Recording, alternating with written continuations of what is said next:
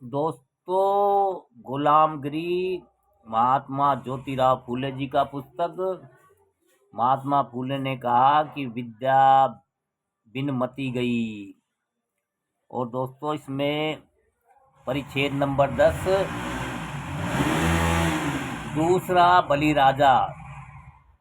दूसरा बलिराजा ब्राह्मण धर्म की दुर्दशा, शंकराचार्य की बनावटी बातें, नास्तिक मान्यता,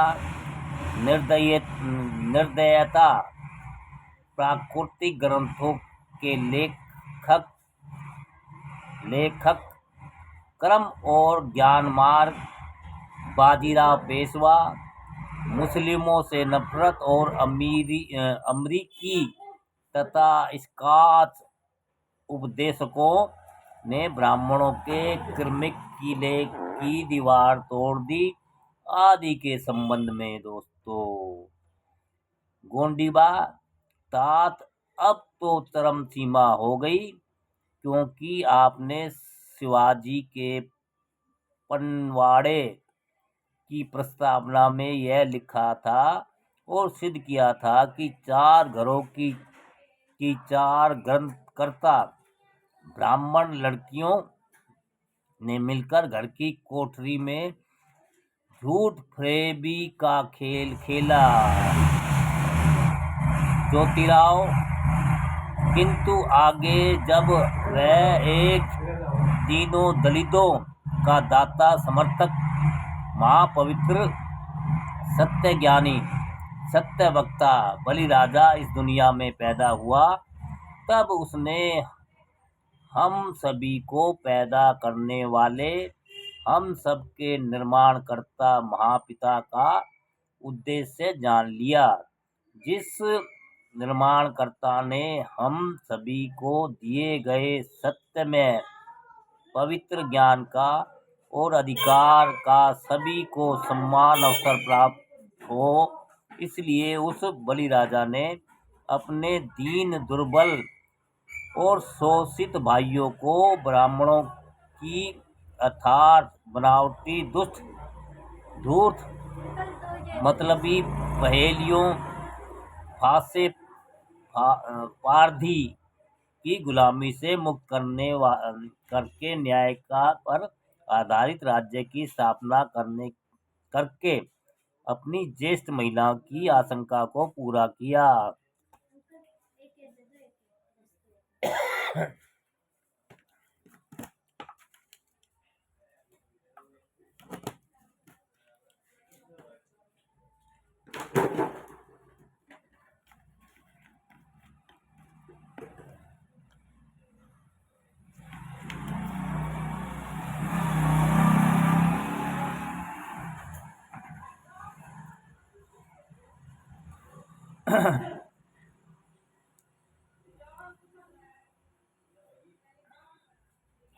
फांसे, पारधी की गुलामी से मुक्त करके न्याय पर आधारित राज्य की स्थापना करके अपने ज्येष्ठ महिलाओं की आशंका को पूरा किया। यह कहा जा सकता है कि तात जहां मिस्टर टॉम्स और पेंस जैसे बड़े बड़े विद्वानों के पूर्वज इस बलिराजा के प्रभाव में आकर अपने पीछे की सारी बलाएं दूर करके सुखी हुए, लेकिन अंत में जब उस बलिराजा ईसा मसीह को 4 दुष्ट लोगों ने सूली पर चढ़ाया, उस समय सारे यूरोप में बड़ा तहलका मच गया था।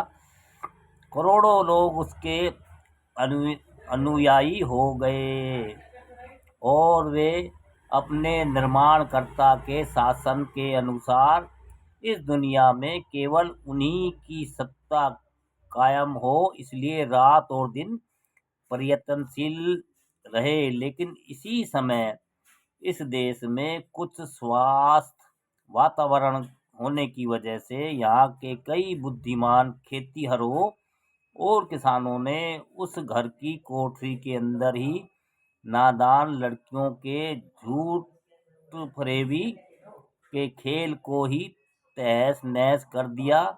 मतलब सांख्य मुनि जैसे बुद्धिमान सत्य पुरुषों ने ब्राह्मणों के वेद मंत्र जादू विधि के अनुसार चमत्कार का प्रदर्शन किया। उसने उन ब्राह्मणों को भी अपने धर्म का अनुयायी बनाया जो पशुओं की बलि चढ़ाकर उत्सव यात्रा के बहाने गो मांस भक्षण करते थे। उसी प्रकार जो ब्राह्मण घमंडी, पाखंडी, स्वार्थी, दुराचारी आदि दुर्गुणों से युक्त थे और जिन ग्रंथों में जादू मंत्रों के अलावा और कुछ नहीं था, ऐसे ग्रंथों पर तेल काजल का लेप लगाकर अर्थात उन ग्रंथों को नकारते हुए उसने अधिकांश ब्राह्मणों को होश में लाने का प्रयास किया, लेकिन उनमें से बचे कुचे शेष कुर्तकी ब्राह्मणों ने कर्नाटक में भाग जाने के बाद उन लोगों में शंकराचार्य नाम अपनाकर एक तरह से वितंडावादी विद्या जानने वाला महापंडित पैदा हुआ।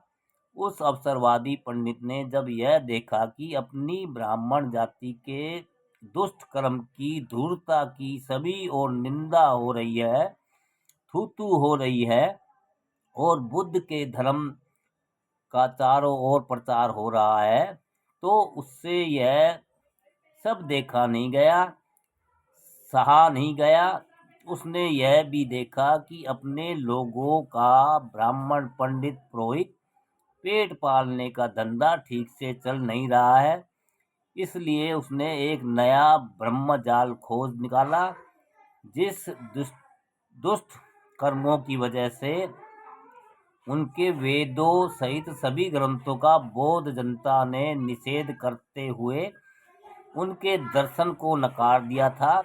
उस शंकराचार्य ने उसका बड़ी गहराई से अध्ययन किया था और बौद्धों ने जिन बातों के लिए ब्राह्मणों की आलोचना की थी, उसने उनमें से केवल गोमांस खाना और शराब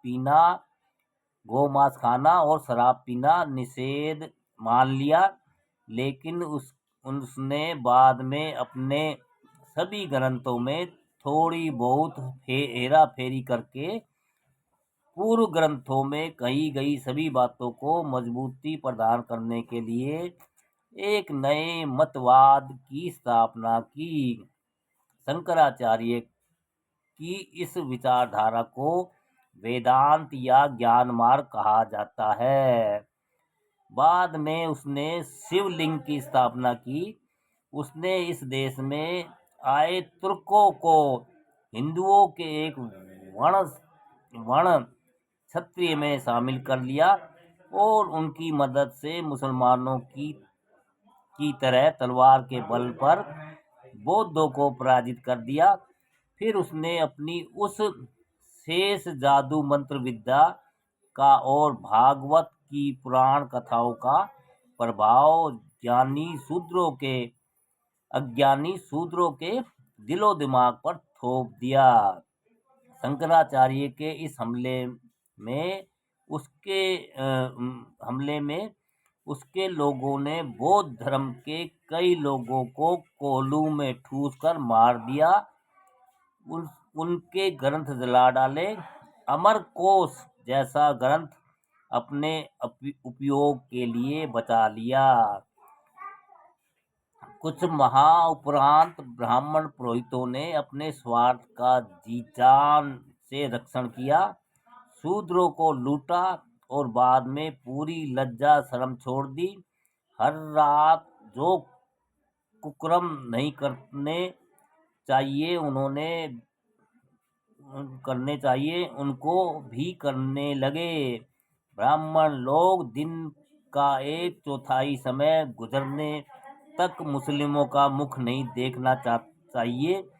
इसके लिए घर में ही मांगलिक अवस्था में राज दरबार में इकट्ठा होते गए और बलिराजा ने जो सही उपदेश दिया था उसका सभी नकली दुष्ट धूर्त ब्राह्मणों को दिखाया और कई शूद्रों को उनसे मुक्त कराया। उस समय अधिकांश ब्राह्मण समझ गए कि अब वे ख्रिस्ती उपदेशक हमारा नकली प्रभाव अन्य शूद्रों पर बिल्कुल टिकने नहीं देंगे।